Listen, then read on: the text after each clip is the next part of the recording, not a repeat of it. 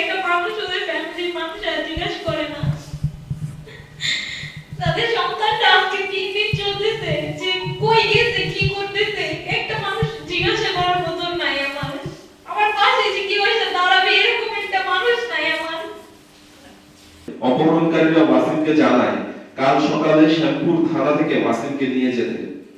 পরবর্তী সকাল থেকে শ্যামপুর থানা, কদমতলী থানা ও কেরানীগঞ্জ থানায় খোঁজ খবর নেওয়া হয়, কিন্তু ওয়াসিমের কোনো ধরনের কোনো তথ্য পাওয়া যায় না। এমনকি ডিবি কার্যালয়ে গিয়েও তার কোনো সন্ধান মেলেনি। আইন শৃঙ্খলা রক্ষাকারী বাহিনীর পক্ষ থেকেও আশানুরূপ কোনো সহযোগিতা পাওয়া যাচ্ছে না। ফলে ওয়াসিম আহমেদ মুহসানের বর্তমান অবস্থান ও নিরাপত্তা নিয়ে আমরা গভীর উদ্বেগ প্রকাশ করছি। ওয়াসিম আহমেদ মুহসান জাতীয় নাগরিক পার্টি এনসিপি একজন সচেতন সংগঠক ও মাঠ পর্যায়ের সক্রিয় কর্মী। গণ অভ্যুত্থান পরবর্তী সময়ে তিনি ধারাবাহিকভাবে গণতন্ত্র, নাগরিক অধিকার ও রাজনৈতিক সচেতনতা বৃদ্ধির আন্দোলনে যুক্ত ছিলেন। তার রাজনৈতিক যাত্রা শুরু হয় গণ অভ্যুত্থান থেকে গড়ে ওঠা আন্দোলনের মধ্য দিয়ে। গণতন্ত্র, ন্যায় বিচার ও মানুষের অধিকার প্রতিষ্ঠার দাবিতে তিনি শুরু থেকেই মাঠ পর্যায়ে সক্রিয় ছিলেন। গণ অভ্যুত্থান পরবর্তী সময়ে এনসিপির কদমতলী থানার সাংগঠনিক কার্যক্রমে নিয়মিতভাবে যুক্ত থেকে তিনি স্থানীয় পর্যায়ে একজন দৃশ্যমান ও দায়িত্বশীল কর্মীতে পরিণত হন। এই সক্রিয় ও প্রকাশ্য রাজনৈতিক ভূমিকার কারণেই আমরা তার হঠাৎ নিখোঁজ হওয়াকে অত্যন্ত উদ্বেগজনক ও গুরুত্বপূর্ণ পরিস্থিতি বলে বিবেচনা করছি।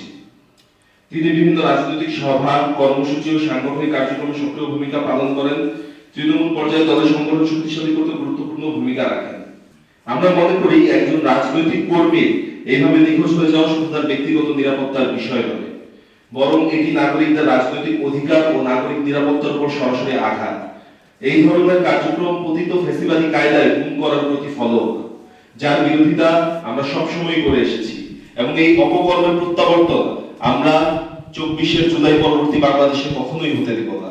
অনতিবিলম্বে সকল আইন শৃঙ্খলা বাহিনী কর্তৃক এই ধরনের কার্যক্রম বন্ধ করতে হবে, আইনের সঠিক প্রয়োগ ও ব্যবহার নিশ্চিত করতে হবে এবং ওয়াসিমের যে গুমের ঘটনা, যাকে আমরা একটা গুমের ঘটনা হিসেবে উল্লেখ করছি, এই গুমের ঘটনা দ্রুত তদন্ত নিশ্চিত করতে হবে এবং ওয়াসিমকে আমাদের মাঝে ফিরিয়ে দিতে হবে এবং এই দায়িত্বটি আইন শৃঙ্খলা রক্ষাকারী বাহিনীকেই পালন করতে হবে।